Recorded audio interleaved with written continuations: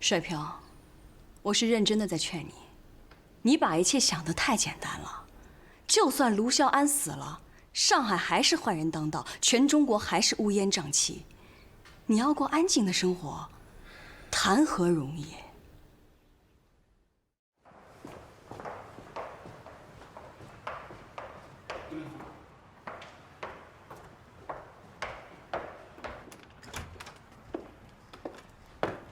林部长，哎呀，实在是不好意思啊，不知道您要来。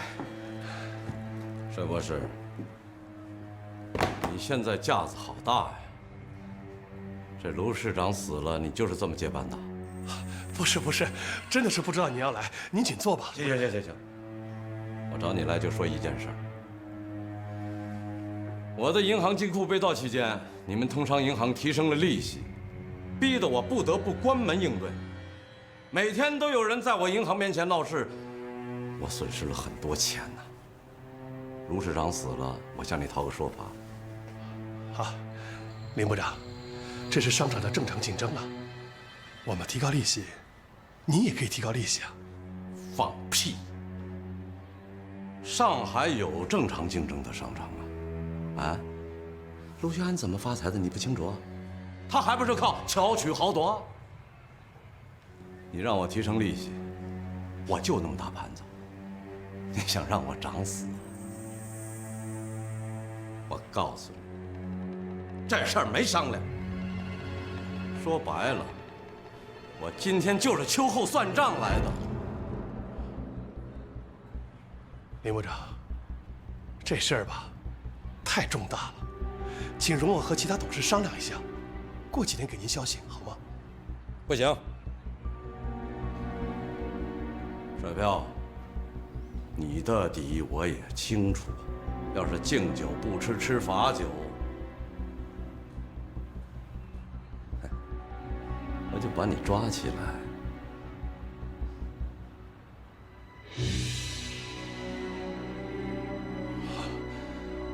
那这样，我马上下一个通告，把涨上去的巴黎利息啊，给它降下来。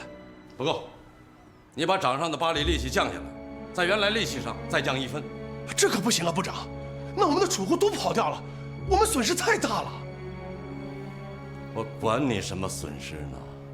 我告诉你，明天早上我要看不到你们通商银行的通告。这事儿你要敢拖拖拉拉的办，你知道结果。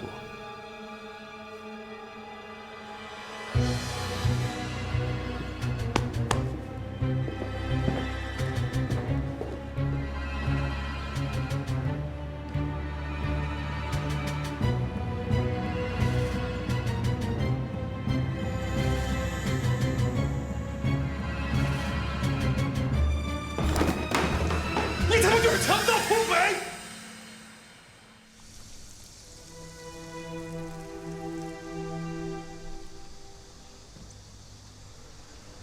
帅飘，你怎么刚去就回来了？怎么了？你脸色不好。我遇到强盗了，他要抢我们的钱。林世群到银行来找我了，他让我把银行的储蓄利息降到最低，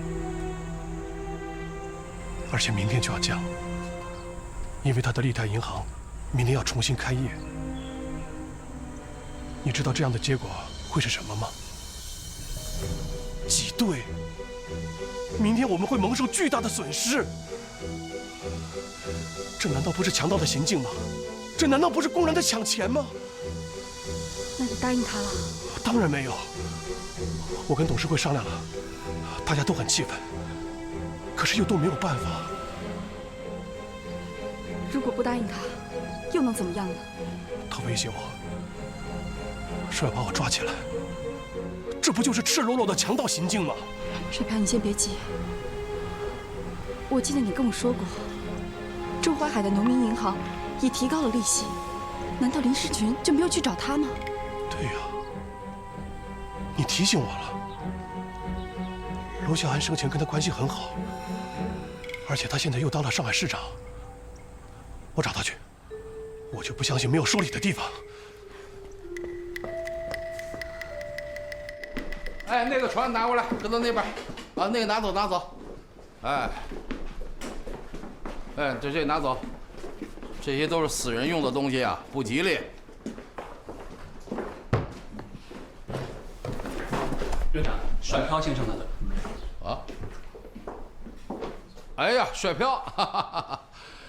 哎呀，你看啊，我本来想保持你岳父办公室原来的样子，你可是这乱七八糟，我不是为这事儿来的。那个林部长，他来找我了。啊？找你干什么？他让我把银行的利息降下来，还威胁我，所以我就想到您了，想请您出来主持公道。哎呀，这个林世群太不像话了，卢市长尸骨未寒呐。不过，他的利泰银行也被你们逼得关了门啊！啊，到了这个时候，我看呐，你让他一步也未尝不可嘛。是，我同意降息，可是他不干呢，他非得让我把利息降到底，这不是倒过来了吗？明天利泰银行一开张的话，那我们通商银行就要被挤兑的，这个损失很惨重的。帅票啊，林世群的势力你不是不知道吧？卢市长不在了，没人给你撑腰了。依我看呐，损失就损失一点吧，花钱买个平安嘛。再说了，你们通商银行底子厚，不在乎这一点损失吗？那您的农民银行呢，也降息吗？哎，农民银行那不是我的，那是财政部的，那利息哪能说升就升，说降就降啊？帅票啊，你是个聪明人，我提醒你一句，啊，智慧、财力还有勇气，加上心狠手辣，这些都是好东西。但是，一旦碰到另一样东西，通通一文不值了，那就是权力。在中国，权力就是一切。你呢？要么现在开始花钱买通仕途，啊，用钱买你的权利；要不然，你就找你自己的靠山，用尊严换你的权利。哎呀，依我看呐，林世群只不过是小小的给你上了一课呀，那是你的启蒙老师啊，你应该好好的谢谢他呀！啊，哎呀，你看我这儿乱糟糟的啊！我就不留你了啊！以后有时间常来啊！走吧走吧啊，常来啊！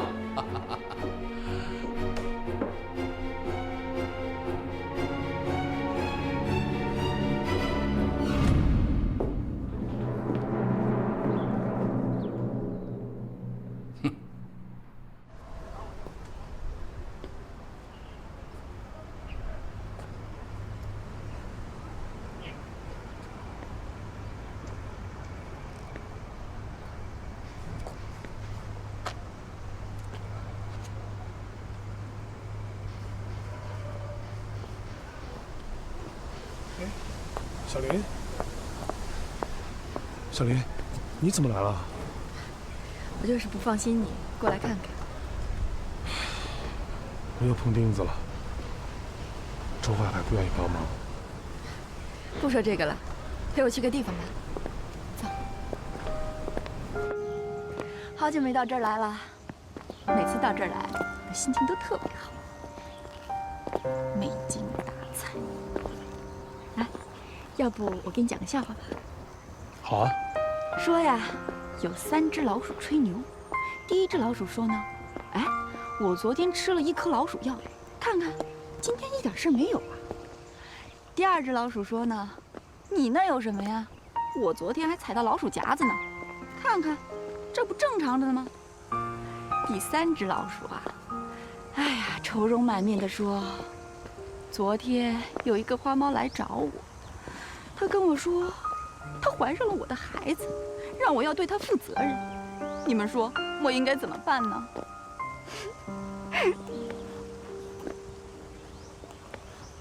不好笑啊？哎，怎么不笑啊？啊，没有，挺好笑的。你就敷衍我。没有，我就觉得奇怪，你从哪儿听来的呀？你别管我从哪儿听来的，你说你心情好点没？好多了。小林，我知道你是在安慰我，可是你知道吗？我现在心里就像是压了一块大石头，我就像是一个小孩子，带着金银财宝，走在满是强盗的大街上。今天这个强盗来抢，明天那个强盗来抢，我真的觉得很无助，你知道吗？我理解你的心情，水飘。但是你要记住，你现在不是一个人。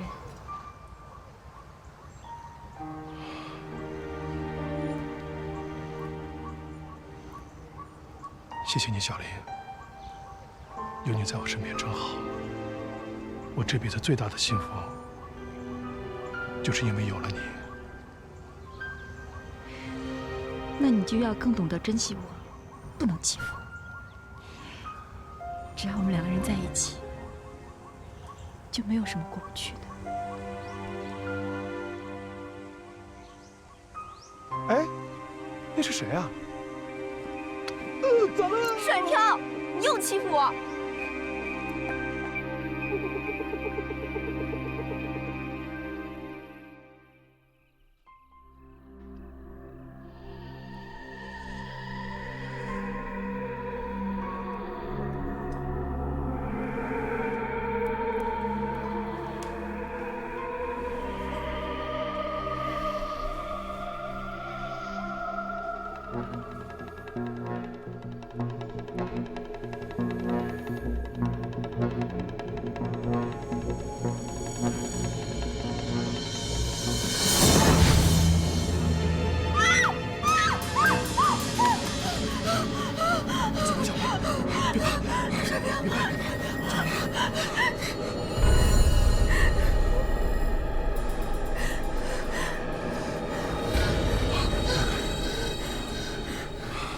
没事，不害怕，小林，有我在，不要害怕。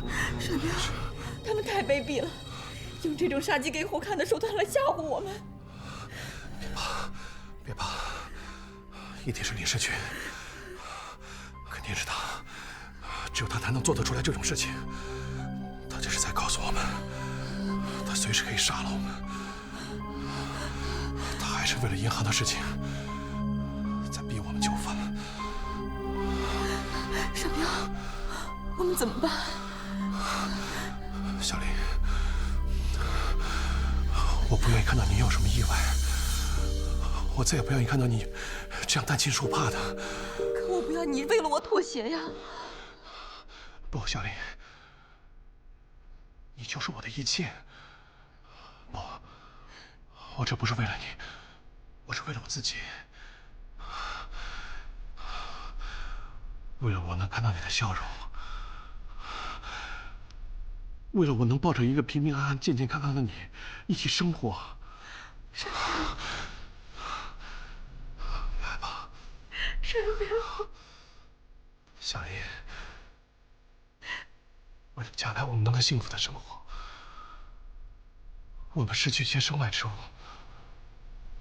值得的。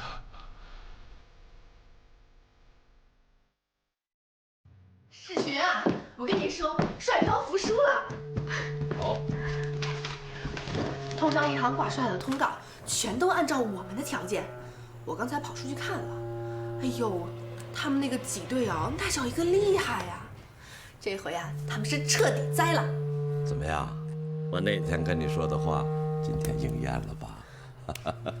我就知道你有办法，帅飘哪是你的对手啊？哎，去给高经理打电话，咱们利泰银行开张半天了，这收获应该不小。哎呀，你还说我贪财呢？我看呀，你比我还贪财。哎呀，行行行，快去。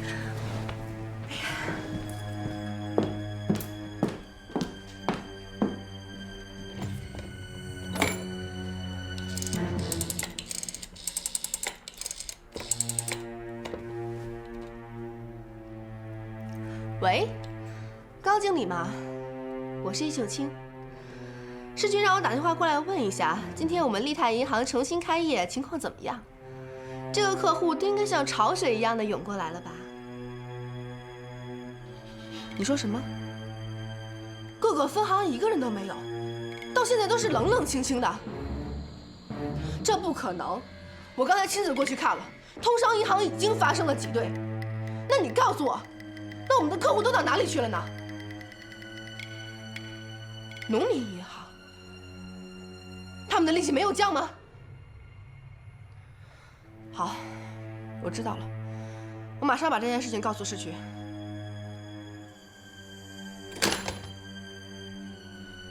市局，你听到了吗？我们白忙活了，这些好处全都进了周海海的腰包。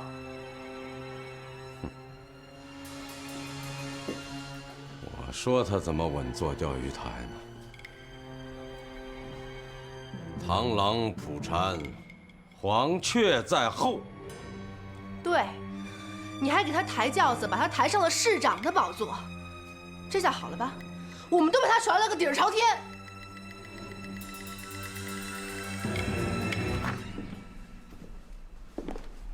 周院长，恭喜发财啊！你今儿是赚得满盆满钵吧？哪里，来，哎，请坐。哎，志军呐，先看看这份文件。我今儿来不是看文件的，我是向周院长讨个说法。这份文件是盛天林的财产清单，我在卢孝安的抽屉里发现的。你知道一共有多少吗？5000万。这些钱呐，足够在南京路上再盖一家百货公司了，啊！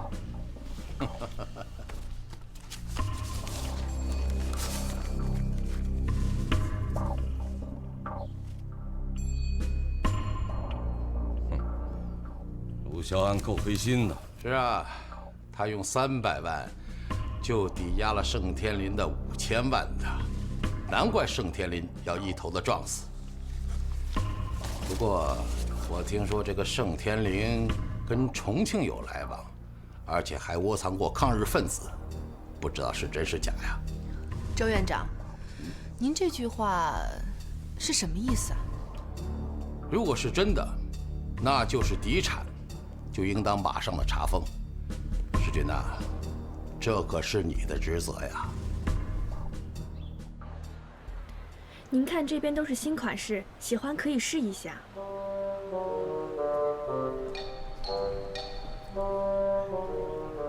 这一款蛮好看的。卢小姐呀，好久不见了哈。是你啊？哎，你怎么会在百货公司里？啊，这个百货公司有我一股，还是他们求着我入的股。换句话说，我就是这个百货公司的小老板。啊，对了，卢小姐想要哪条围巾不要收到钱了，记在我的账上。潘局长，你已经收了很多东西了，这个行了，这个钱我还付得起。我知道你怎么入的股了，是收保护费折算的干股吧？就你这样东拿西赊的，再大的百货公司也会被你弄垮。垮就垮呗，它不伤我一根毫毛啊，总比帅飘强嘛。我听说你们那个通商银行也快支撑不下去了啊。是，就是因为上海有太多你这样的人，甚至还有比你更恶的人。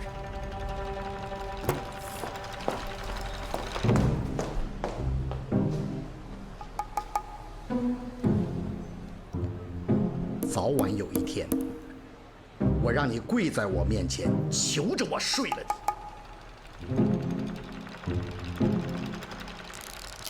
我没说你。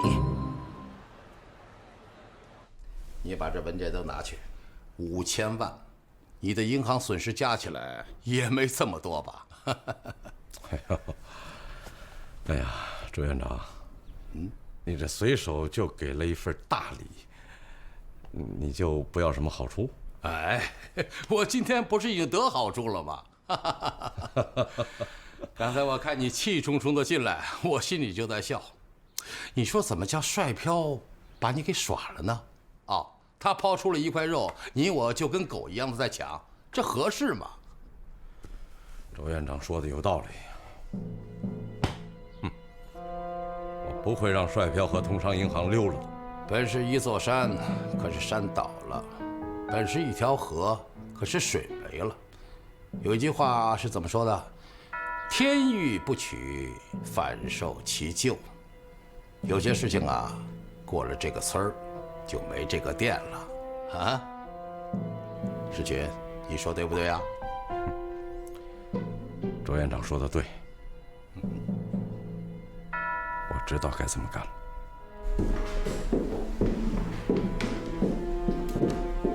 世群，周院长可真够意思，送我们这么大的一份礼。你只需要派几个人过去下命令，这武器饭就到手了。相比之下，我们银行那点损失真不算什么。夫人呐，天下没有白得的便宜。他自己手底下就有水井汤，完全可以一个命令去派人去。以他无财不贪的性格，他凭什么把这块肥肉给我们吃？他不是说了吗？这是我们今天的补偿。补偿？他傻呀！他完全可以一句话推得干干净净的。那我们怎么办？不受这份大礼啊？受？干嘛不受？到嘴的肉还会吐出来。我就是要看看他葫芦里到底埋的什么药。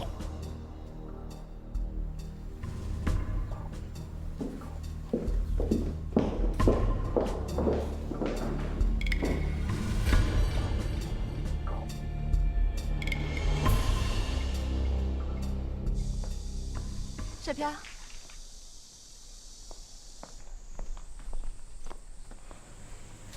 这是我给你买的围巾，看看喜不喜欢。谢谢，只要是你买的，我都喜欢。怎么，去百货公司了？早上你出门以后，我很担心你，所以我就上街上去看一下咱们银行开门的情况。果然挤兑的人山人海。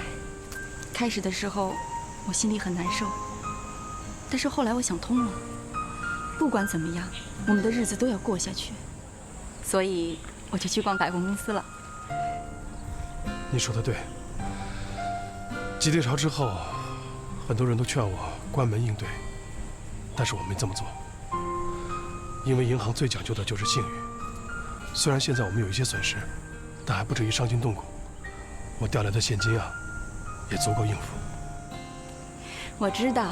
你一定会挺住的。殷世群也没捞到什么好处，所有的储户都转向了农民银行。今天得利的人其实是周淮海，殷世群也算是白忙活一场。这两个人都是权倾一时，他们要是斗起来，我们倒可以落得暂时的安宁。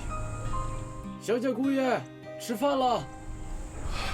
走吧，吃饭了，总算是可以吃一顿安心的饭了。来了，来，鸡汤味道可鲜了啊！今天下午周夫人来的时候啊，她带来的。周夫人？哪个周夫人？还有哪个周夫人呢？周院长家的周夫人呢？老爷在世的时候啊，她来过几次。今天她来的时候啊，你们俩都不在，她就让我陪着她，这个楼上楼下、院里院外的都转了一圈。她说呀，咱们家这个房子可好了。他既然之前来过，他没事在房子里转来转去干什么呀？他没说，我也没好意思问呢。啊，不过他待了一会儿就走了。行了，鲁妈，你先忙你的去吧。哎，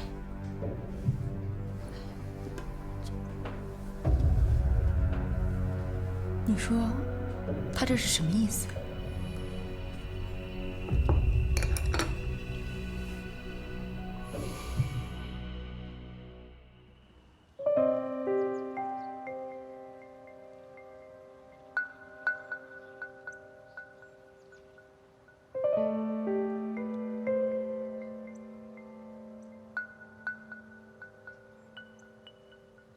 小李，你怎么了？这壶里都没水了。没事儿，我想刚才的事情呢。你还在想刚才的事儿啊？或许，周夫人就是路过呢。路过。他是一个信佛的人。林世群杀了一只公鸡，他就来送一只母鸡。你不觉得这也是危险吗？林世群来硬的，他就来软的，可目的是一样的。这事儿啊，是有点蹊跷。可是卢孝安和周淮海之前没有什么过节啊。而且今天银行的事，他从我们身上捞到了一大笔啊。他不至于像林世群那样落井下石吧？我们现在的处境啊，可真是无依无靠啊。算了，我豁出去了，找个靠山，送点股权给周淮海。今天我去百货公司碰到潘达了，那家百货公司可能是想找靠山，所以就送了他干股。可是结果呢，货品都快被他拿光了，这就是引狼入室啊！潘达就是个流氓。周淮海还是不一样的，他毕竟是汪精卫的第2把手，主掌着财经大权呢。你如果想试的话，我不阻拦你，但是我不认为会有什么好的结果。我明天就去找他。这种飞来的横财啊，我相信他不会拒之门外的。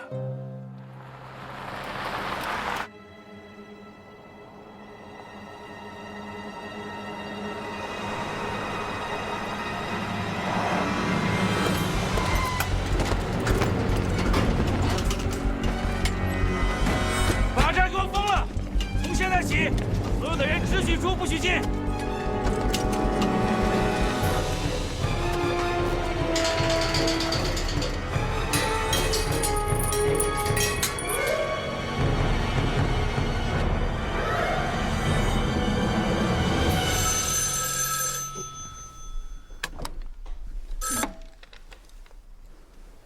喂，我是帅飘。什么？岂有此理！怎么了？出什么事儿了？76的特务说申天林勾结重庆窝藏抗日分子，说要查封中纺工厂。我马上去76号，我就不相信了，这个世界就没王法了。别去了，你去了也没有用。中纺涉及几千万的资产，不能说没就没了。再说他们查封的理由根本就站不住。林世群昨天在银行没得到好处，今天又想出这招来，简直是欺人太甚。所以说他这就是处心积虑。你要是去了，弄不好就掉进他的陷阱里了。我明白你的意思，他们借口申天林窝藏抗日分子，可这跟我们有什么关系啊？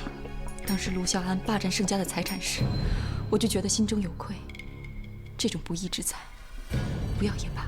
可是银行借贷中纺，而且为中纺的运转投入了不少的钱啊！我说不要了就是不要了。你明天不是要给周淮海送一份大礼吗？就把他送去吧。什么意思啊？既然他是块肥肉，林世群这只狗看上了，就把他再抛向周淮海这只狗，2只狗争去吧。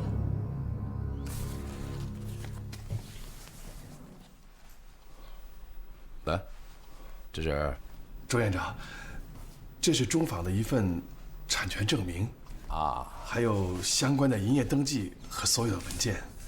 我跟小林已经商量好了，您对我们一直很关照，我们也无法报答，所以就把这个送给您，请您笑纳。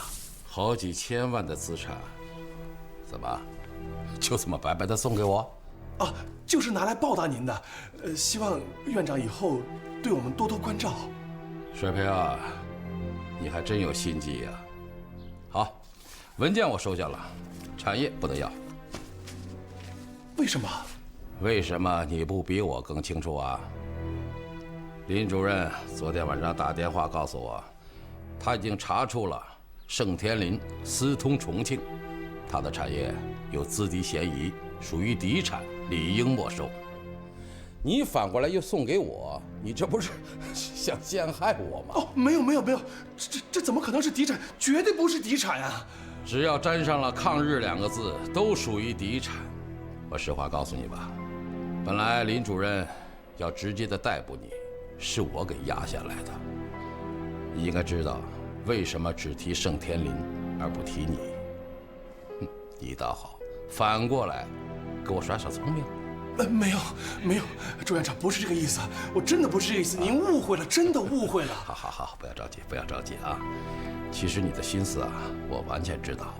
你呢，就是想找我给你做靠山。哎呀，你是孝安兄的女婿，为你撑腰，那义不容辞啊！谢谢朱院长，谢谢。哎，这话说的就见外了嘛。来，水边走。哎呀，我太太啊，昨天去你们家了。我这个太太呀，心地善良，一心向佛，又热衷于慈善。她跟我说，你们家房子的位置风水非常好，这个适合搞一个什么佛堂。怎么样？你把它给捐出来，做点慈善事业吧。哎，这对你们来说也是积德呀。好吧，这件事情我就不勉强你。不过我想，卢市长在地下也不会反对的。那这件事情呢，你回去再好好想一想啊。好吧，我公务还很多，我就不留你了。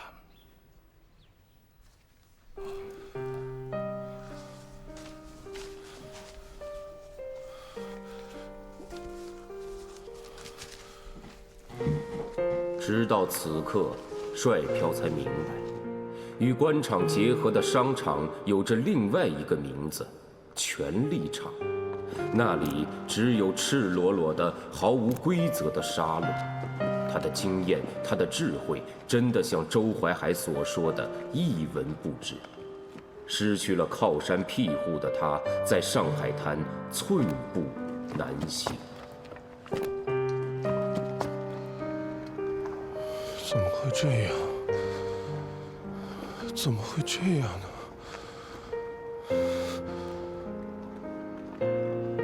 你们怎么可以这样呢？怎么可以这样？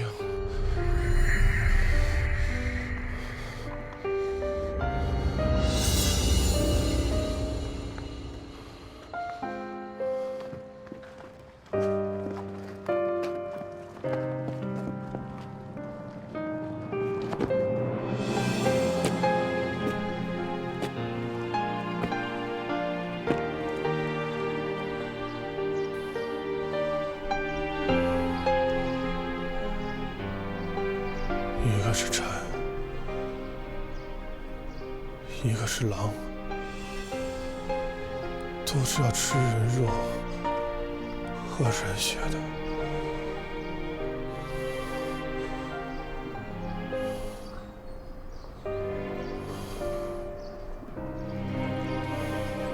为什么会这样？停一下。老板，省点钱吧。我都3天没吃饭了。走开！少一点吧，老板。走开啊！行行好吧。我都几天没吃饭了，老板。走开呀！走吧。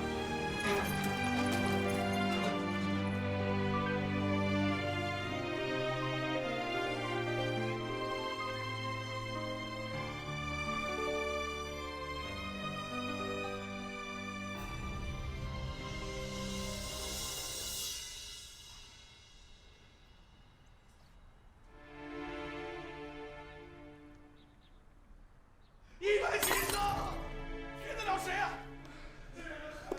拆了！你们都是智人的拆了！一盘棋手！撤掉！你要我们家的房子是吧？我给你就满意了是吧？你要就要嘛。要就要嘛，你干嘛要说什么佛堂慈善的？你骗得了谁啊？哎，不是，不能给你，我不能给你，我给你了，我对不起小林。沈彪，沈彪，你看好，你看清楚了，我是小林啊，我是小林啊。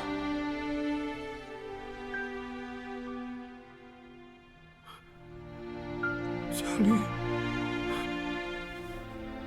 我对不起你，对不起你，小林，我没有守住咱们的产业，对不起。我本来以为抢1万口要回来的东西，我们可以好好的过日子，可是没想到还是有那么多的豺狼，都是吃人的豺狼，他们都是衣冠禽兽，你知道吗？我对不起你，对不起你，小林，对不起，对不起。沈彪，沈彪，沈彪，这不怪你，怪只怪我们遇到的恶人太多了。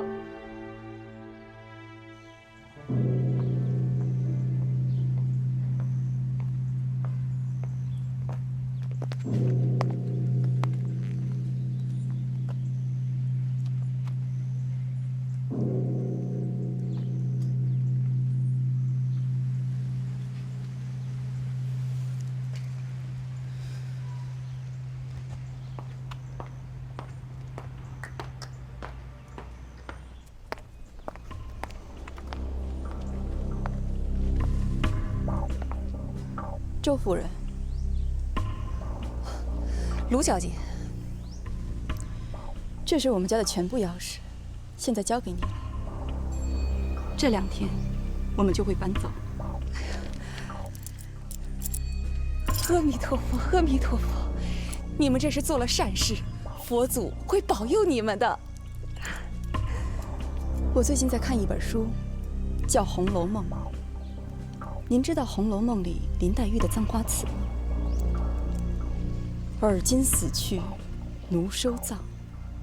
未卜奴身，何日丧？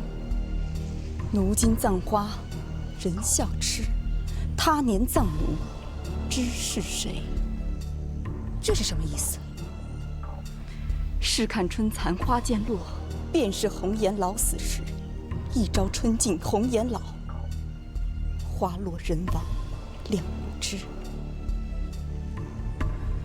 都说《红楼梦》里边林黛玉的下场惨，但是在我看来，最惨的是那个吃斋念佛的妙女。你敢恐吓我？我们人在屋檐下，怎么敢恐吓您呢？只是有一些小小的感慨而已。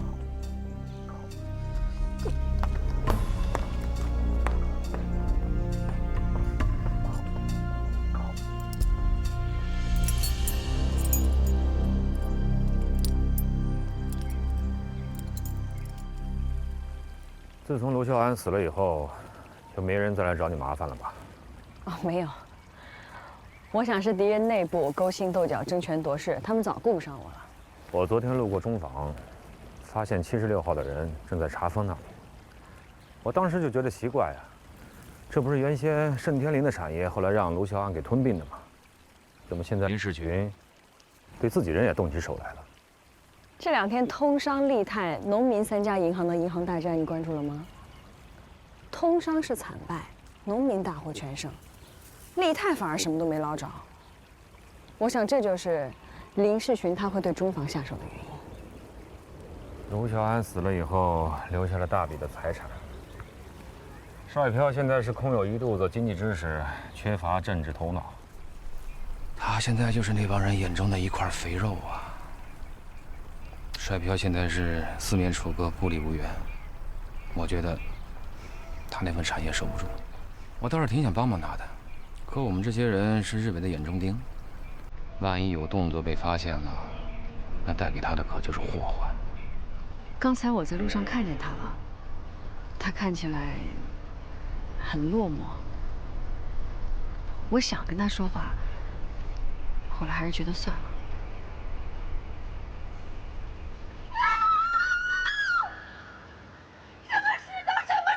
这是什么世道？为什么会这样？为什么？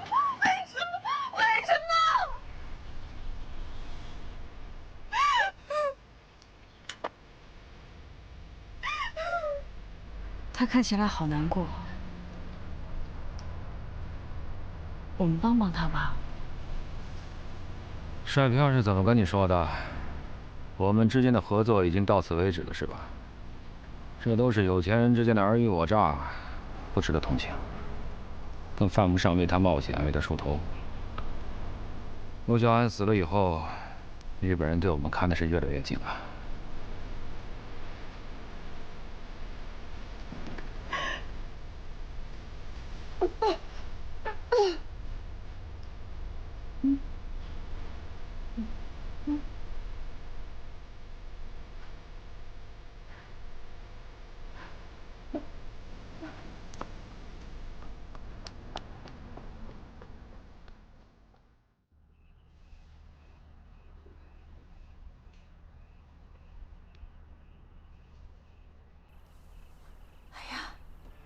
姑爷醒了，小姐你快看呐，姑爷醒了。帅飘，你好点了吗？我睡了多久了？怎么天都黑了？姑爷呀，你发高烧了，整整睡了1天1夜。我们家小姐呀，就坐在这个床边上，陪了你1天1夜呢。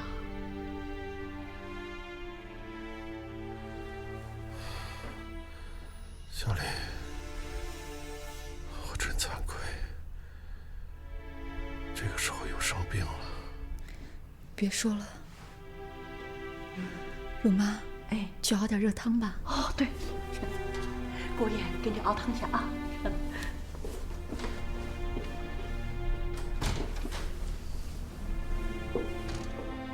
帅飘，我去见过周夫人了。我把房子的钥匙给了她，我也让人把梅白克路的房子打扫了一下，明天我们就搬过去。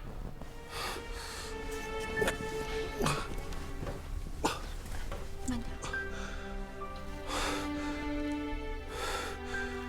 小丽，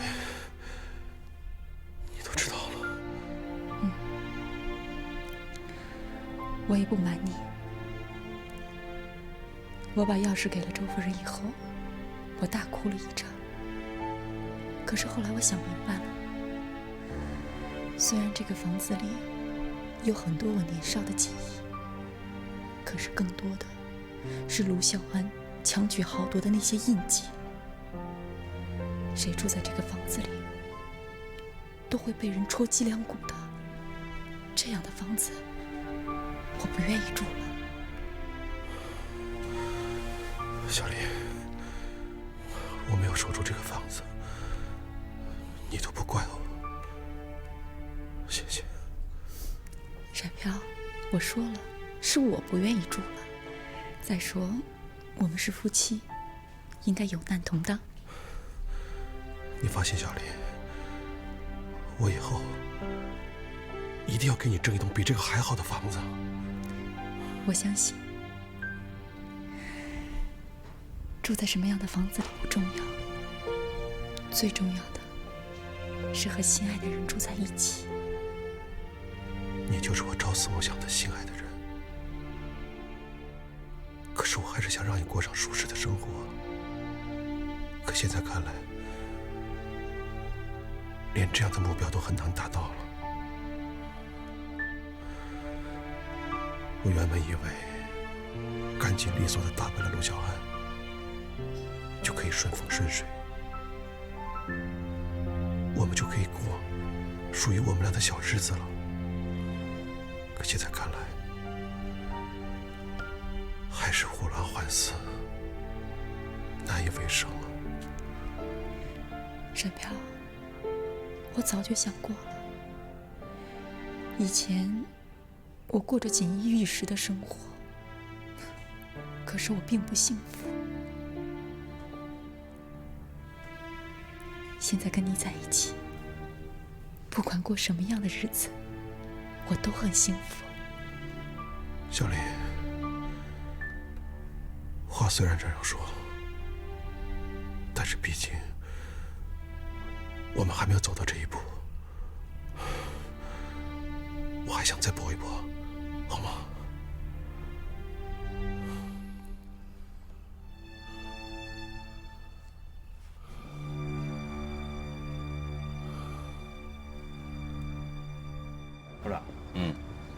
这段日子，军统和中共在上海的行动都收敛了很多。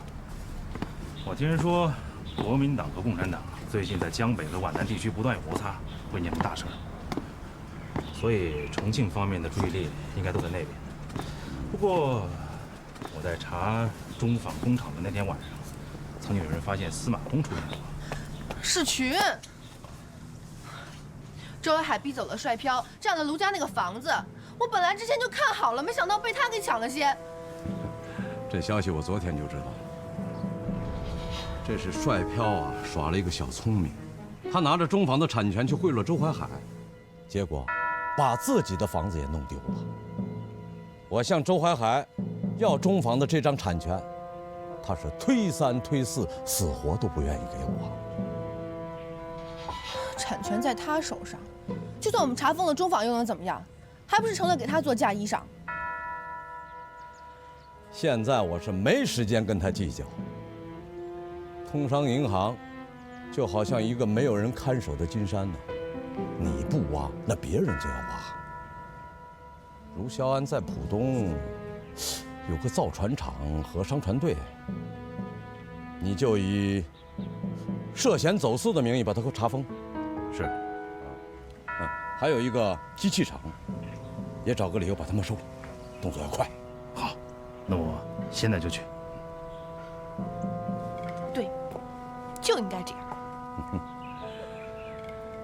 周淮还是个老狐狸啊，我们动作再快，说不定已经落在他后面了。不行，这次我们一定要抢在他前面。走，给我溜溜弯。那个房子我看好很久了。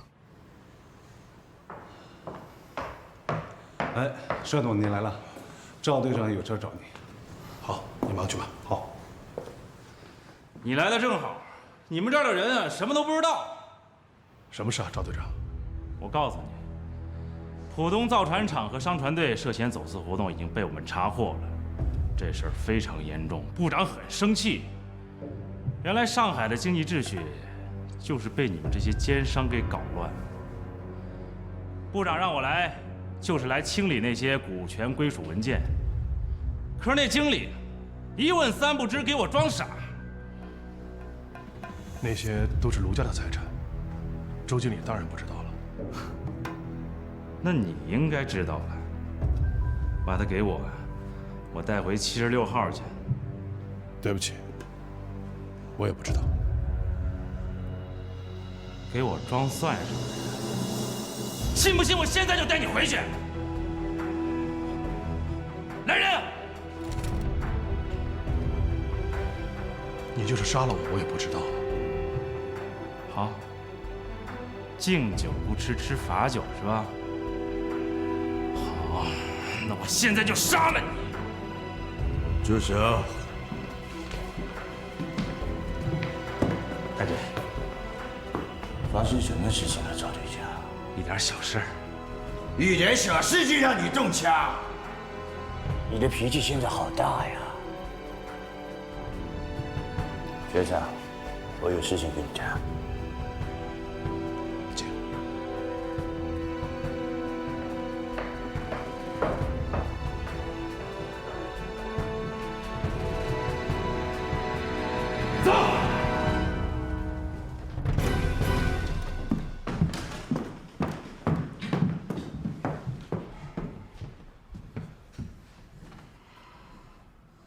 这个赵局长太不像话了，打狗还要看出来。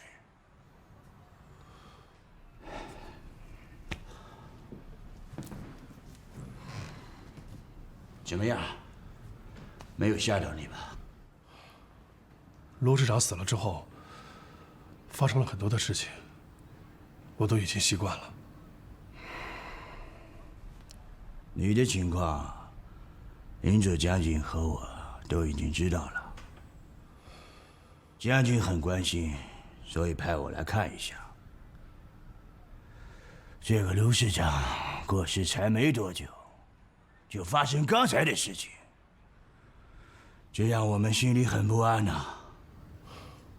这只能怪我帅票无能，守不住卢家的这份财产。不，不是你无能，是你没有靠山。没有靠山，就如同没有父母的孤儿，谁都可以欺负你。当然，你也不要泄气。在当今的上海，最大的靠山就是我们大日本帝国。银佐将军已经为你考虑好了。后天，日本陆军大臣东条英机到访上海，我们将举行盛大的欢迎宴会。到时候，就由你代表上海的工商界在宴会上致辞，你看怎么样？我？对啊，这是给你的一个机会。一方面，表明了你对大日本帝国的态度；另一方面，我们大日本帝国也可以作为你坚强的后盾。我相信这一点没有人看不清楚，以后也就没有人再会找你麻烦。学长，这是你最后也是唯一一次机会。如果你把握不住，以后就再没人能救得了你了。卢孝安的教训难道你忘了吗？日本人表面上看是善意，其实他们就是想拖你下水啊。如果你真的去致辞了，你就戴上汉奸的帽子。你做什么我都支持你，但是就是不能当汉奸。小林，你还记得之前有一次，卢孝安也是让我签什么字，后来我就假装食物中毒住进了医院。我觉得这个办法挺好的，我准备再用一次，先假装答应下来，然后就说被抗日人士下了毒，这样一来的话，不就可以两全其美了吗？可是全上海甚至全国的人，他们都会认定你就是汉奸呐。可是我并没有去致辞啊。小林，你知道吗？林世群借口走私，已经把咱们的船厂和船队都搞走了。现在咱们通商银行下面的实业几乎是没有了，这才1个月的时间，过不了多久，我们真的会倾家荡产的，你知道吗？帅飘，谁不爱钱？是，你是吃了很多苦才爬上这个山顶，可到了山顶上，你才发现这是一座火山。可我不能让你像卢孝安一样跳进去就再也出不来了。可我实在是不甘心被林世群这样欺负，更何况，我不愿意看到你将来跟我过一辈子的清贫的日子。我们只是借助日本人的力量，只是借助而已。帅飘，你不想一想，日本人难道早不知道这件事情吗？他们为什么一开始不制止周淮海和林世群罢手？为什么要等到我们危难的时候，他们才抛出这个救生圈呢？他们不是什么好心，他们是包藏祸心。他们就是想推我们步卢孝安的后尘，当汉奸的。小林，你说的这些我都明白，可是，帅飘，小林，你真的愿意跟我一辈子过清贫的日子吗？帅飘，我说了，只要和你在一起，过什么样的日子我都不在乎。好，我们的命运掌握在自己手里，我就算是丢掉所有的财产，也绝不上日本的贼船。即便我们做一个普通人，即便我们一辈子过清贫的日子，也绝不出卖民族。上海几百万人都在苦苦的撑着，人家能过，我们为什么不能过呢？何况我还有一个这么深明大义，能够跟我共进退的妻子。我现在给他们打电话。好。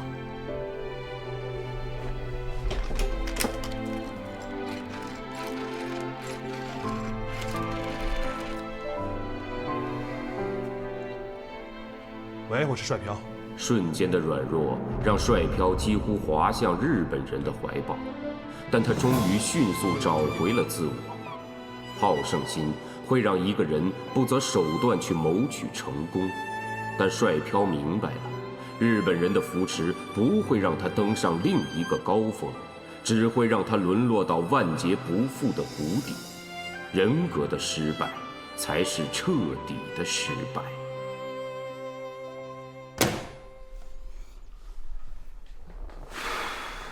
是帅飘的电话。这小子太不给您面子了，不像话。这个帅飘，我们让他当上海工商界的代表，他却给我找了一大堆的借口推辞。我已经给了他机会，是他自己没把握。以后他出任何事情，我们日本方面都不会再管。对了，周院长，聊聊通商银行的事情吧。你下一步准备怎么做？是这样，我们呢正在积极筹备成立中央储备银行，而在中储行开始营业之前，通商银行代行了许多政府银行的功能，但是那是在卢孝安活着的时候啊，现在他死了，政府就要把这些权利收回来。我派人清理了一下，我发现这不是件容易的事情，因为他以政府的名义发行的债券都收不回来，而且中储行一旦成立，会跟他产生很多的矛盾，这直接影响到中储行的运营啊！啊，我明白你的意思，你是想搬开这块石头？哎，不，清奇先生，不是搬开，是我要把它收为国有。卢孝安死了以后，我就开始做这方面的准备。先是削弱他的实力，你也知道，他名下的产业已经寥寥无几了，还失去了大量的储户，造成了他的资本金不足。而现在，正是收购他的最佳时候。我今天来此，就是想听一听你们的意见。上海金融求稳定，这没问题。但是，我们日本方面有一个条件，就是中储银行成立后，必须要设置一个日本顾问室，银行上下的一切大小事务以及规章制度的建立，包括人事变更，都要经过日本顾问室的批准。这一点，你同意吗？啊，没问题，没问题。就请您指定顾问人选，我遵从您的意思。那你就放手去做，我们日本方面绝不会干预。哎呀，清奇先生，我要的就是这个，谢谢你。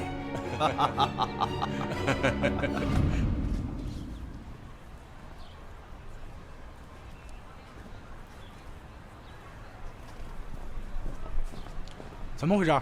院长等你等的都着急了。他要银行的全部股本和资产明细，我总得有时间准备吧。别说了，跟我来吧。中储行成立以后，我们定下了发行的货币，对，叫储备券。哎，是的，啊，完全可以在市面上流通啊，哈哈啊，财政部准备用储备券等值来收购法币，哎，对，并且用它来进行结算。对，就是这样。啊，具体的实施细则再跟木松博士沟通一下。好的，好，再见。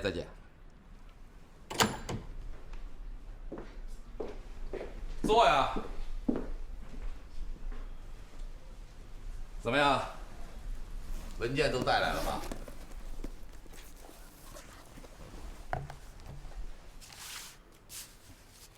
有件事情通知你一下，财政部准备收购通商银行，所以呢，让你把这些重要的文件都带来。收购的原因，我想你是清楚的，对吧？我知道会有这么一天，只是没想到会来得这么快。你知道为什么这么快吗？你不上道，营佐将军和梅机关是想帮你的，给了你机会，可是你不要，那就没有办法了。通商银行之前发行了大量的政府债券，也被汪主席指定为政府的储备银行。以前嘛，卢市长在，我们放心。现在我们不放心了，懂吗？周院长，您不用解释了，我懂。你准备出多少钱收购？5000万！周院长，通商银行光资本金就过亿了，还不包括其他的产业和投资的项目啊！你呀，多说了一个零。我给你开的价是500万，而且没有还价的余地。500万？是啊，你的银行总价值就值这个数。而且我还可以告诉你，我付给你的钱只能是中储银行即将发行的储备券。这件事情不管你同意不同意，就这么定了。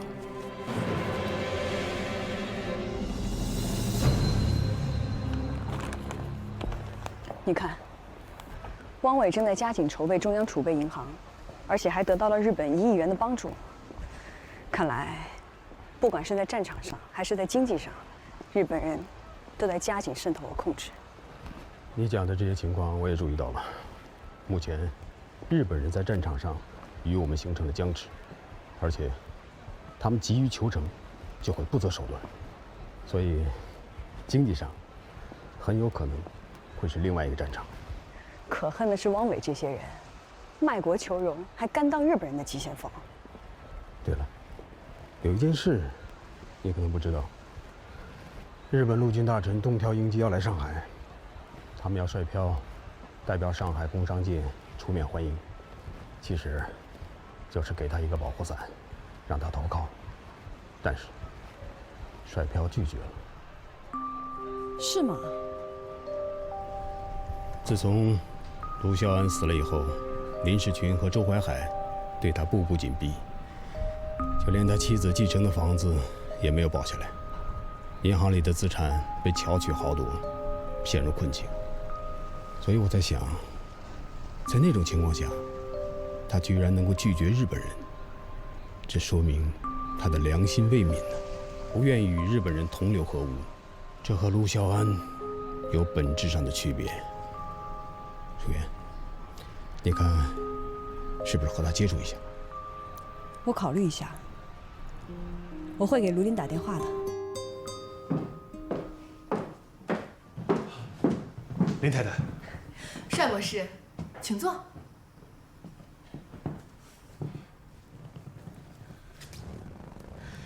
世群有公务，等会儿过来。你找我们有什么事啊？财政部要强行收购我们的通商银行，我来找林部长想想办法。哦，我想起来了，卢孝安死了之后，你就成了他银行的董事长，恭喜你。林太太，别挖苦我了。这个董事长还不是个孙子吗？你看，现在连银行也被吃掉了。那你到这儿有什么用呢？世群又不是财政部长。可他是警政部长啊。我准备把我们的通商银行的股权卖给你们的利泰银行。你把嫁给财政部的女儿又许给世群，一女二嫁，这2个亲家可都是厉害角色，你真会玩火。林太太可能不知道，财政部收购我们的股权，用的是储备券，到现在都没上市，那就是废纸一堆啊。林部长答应用法币来收购股权，不管怎么说，这个法币它是坚挺的硬通货呀。你不怕得罪周怀海吗？所以，我才来找林部长啊。我希望用林部长这座山，让周怀海那条河改道。我很奇怪啊，之前你的态度很强硬，怎么突然之间就想通了呢？之前都是因为我太不懂事了，我现在是时运不济啊。卢市长一倒，我的靠山就没了。我现在算是悟过来了，再大的商人，如果没有权力当靠山的话，那是狗屁不如啊。权力才是千金小姐，再大的商人，也只是小丫鬟。你现在才悟出来，是不是有点晚了？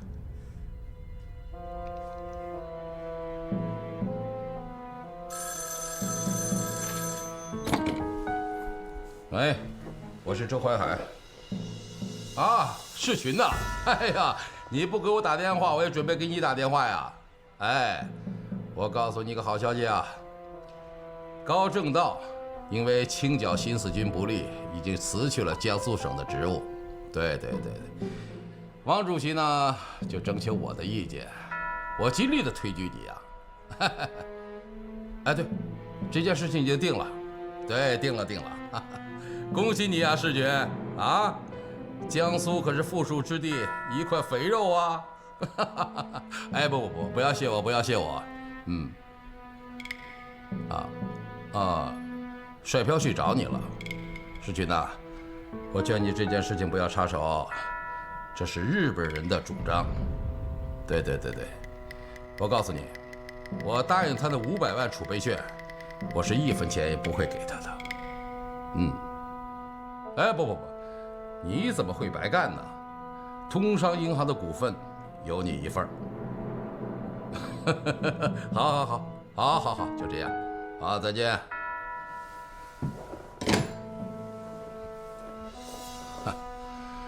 哎呀，帅飘，还跟我玩这一套，没用。林部长。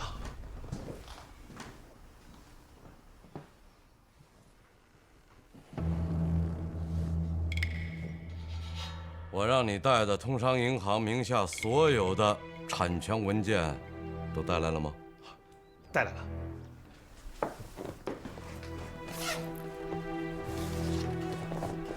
都在这儿。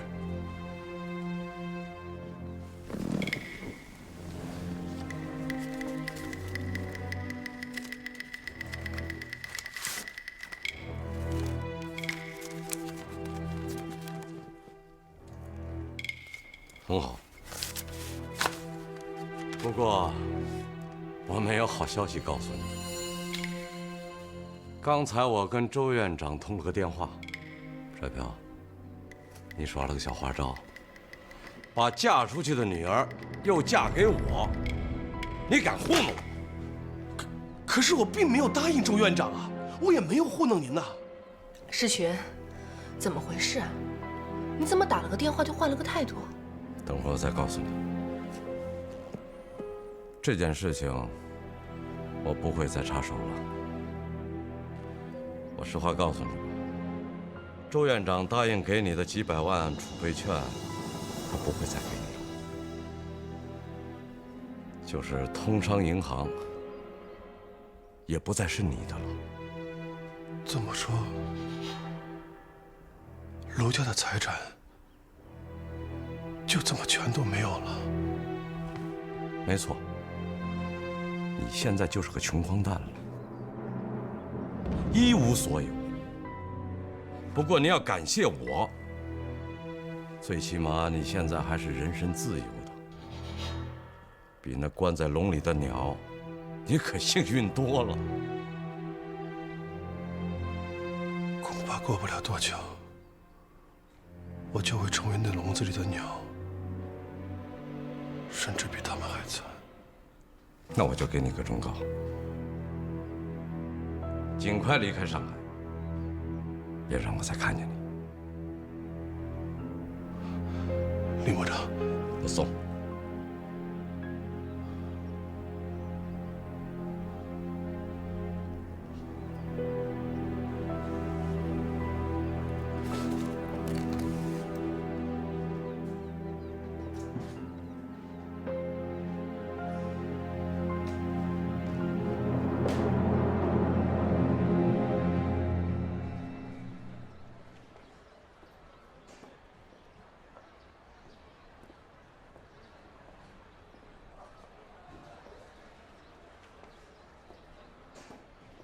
帅飘，你怎么才回来呀？汽车没有了，银行也没有了，我们现在什么都没有了。今天下午川喜多来过了，他责怪我为什么不接受日本人的保护，为什么不像卢孝安那样让日本人做靠山。这样的话，我们就不会落到今天的下场。你是怎么回答他的？我告诉他，我们是中国人，我们有自己的底线。他听了以后，什么话都没有说，拂袖而去了。可我们失去了所有的家产，我们真的一无所有，两手空空了。水彪，别灰心。对了，我要给你一个大的惊喜，走，进屋去。我现在听到的都是噩耗，哪有什么惊喜啊？哎呀，你去看看嘛，进屋你就知道了。走。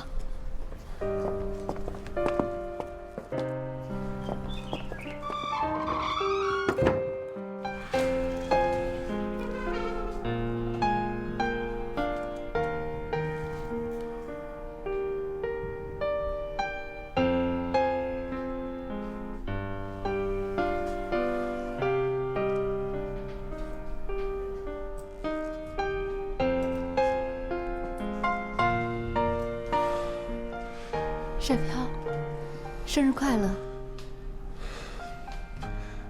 谢谢你，小林。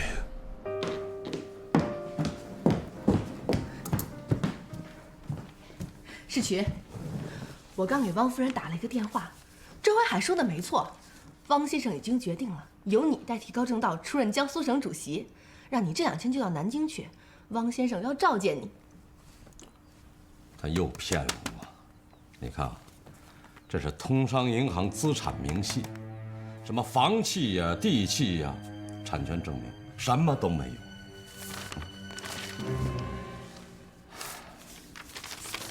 世群，你要这些有什么用呢？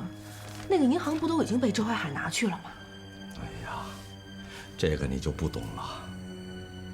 你看我弄到的中房，这产权证明呢在周淮海手里。那我们就是给他白忙活。如果通商银行的产权证明是在我手里，周淮海他就得求到我这儿来。可是周淮海毕竟帮了你，你真的要跟他去打擂台吗？你别听他胡扯的。刚才情系中佐来电话，定我当江苏省主席的是营佐将军，他只不过早知道点消息，就把所有的功劳往自己身上揽。没见过这么厚脸皮的人。支将，支将，部长，你把这一切还给帅彪，跟他要房契、地契、产权证明。他现在是捡了毛的麻雀飞不高，如果他敢不给，你就让他走着瞧。放心吧，部长，我现在就去。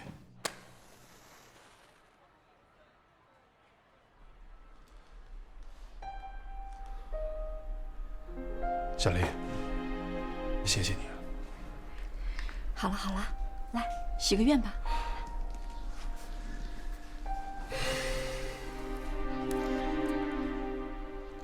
许愿的时候要闭上眼睛啊，闭上眼睛才灵呢。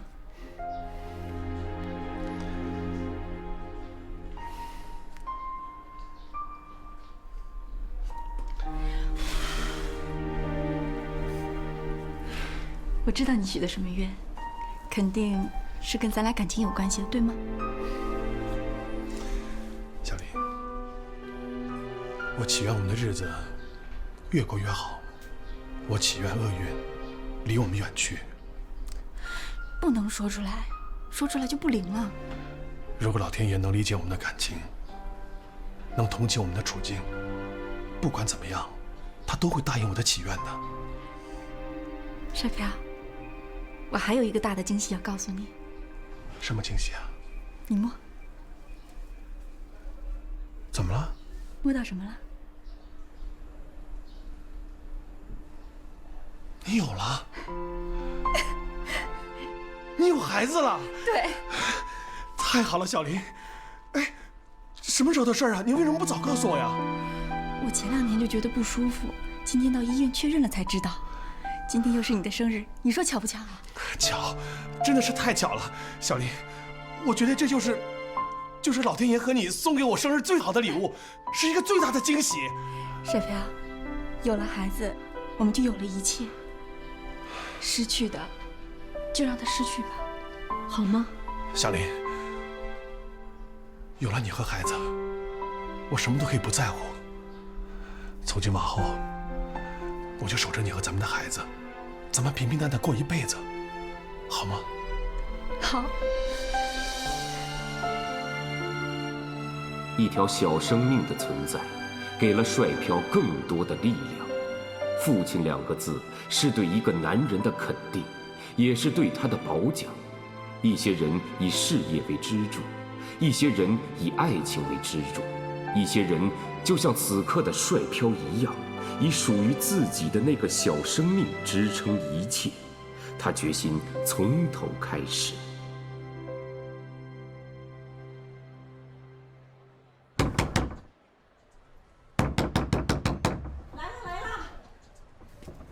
谁呀？我们是76号的，来找帅飘。他不在家。他不在。哎，你们不能进去！你再敢拦着我的话，小心我抓了你！你不用抓他，要抓就抓我们。卢小姐，我们是来找帅飘的，他给了我们这个，可是最关键的房契、地契还有产权证明都没给，什么意思啊？你胡说！我所有的文件都放在里面给林部长了。你们这群野老，你们掠夺光了我们所有的财产，你们还不甘心？我们只想过平静的生活，你们都不让。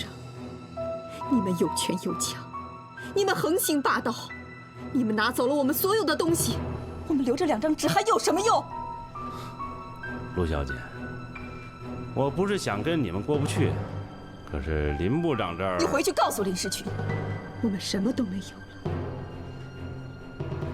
要命的话，我们还有2条，请他来拿吧。你们的近况我都听说了，你本可以选择像卢肖安那样的路，可是你没有，所以现在就成了案板上的肉，任人宰割。但就凭这一点，你是一个真正的中国女人，我佩服你。我哪有你说的那么高尚啊？不过，像卢肖安那种对日本人卑躬屈膝的卖国贼，他确实该死。我和帅飘，永远都不可能跟这种人为伍的。可是你们现在很孤立啊，难道你们就没有想过和抗日的力量结合在一起，就像当初杀掉卢肖安那样吗？邢小姐，我跟你说过，我们对政治不感兴趣，我们只想安安静静、踏踏实实的过我们的日子。你们之所以沦落至此，这都是政治迫害造成的。你对他不感兴趣，可他对你感兴趣啊。好了好了，我们不说这个了。我要告诉你一个秘密，我怀孕了，我要当妈妈了。那真是恭喜你啊！我希望她是个女孩，我喜欢女孩，而且人家都说女儿是妈妈的小棉袄，我要让她健健康康、快快乐乐的长大，不要像我一样。她会是世界上最幸福的孩子，对吗？对。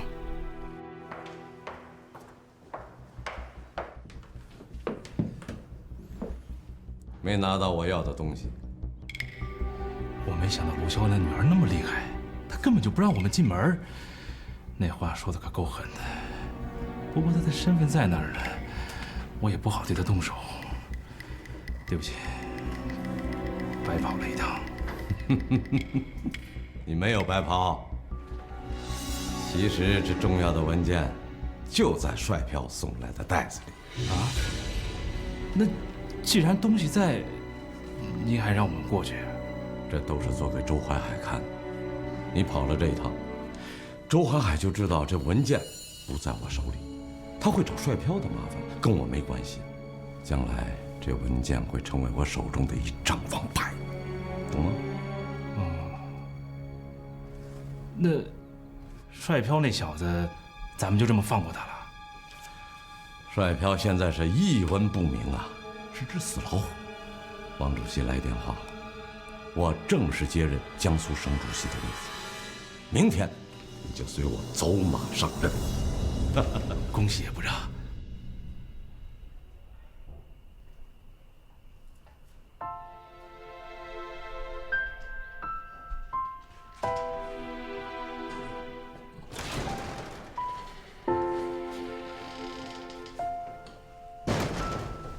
苏妍，这么晚了，怎么还不回家？想什么呢？我今天见到卢林了，有点替她担心。你担心什么呀？卢林原本是个很果决的女子，可是她现在怀孕了。你说女人一旦怀孕，是不是会变得不一样？我懂你的意思。咱们先不说这个。我问你，最近司马空找过你吗？有段时间没来了，怎么了？皖南有些不太平啊。国民党正在加紧调动部队，逼迫新四军军部北上，但是新四军象政委又一再拖延。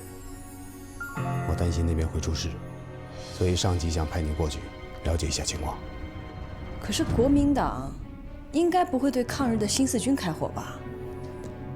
国民党搞摩擦已经不是一次两次了，他们什么事都能干得出来。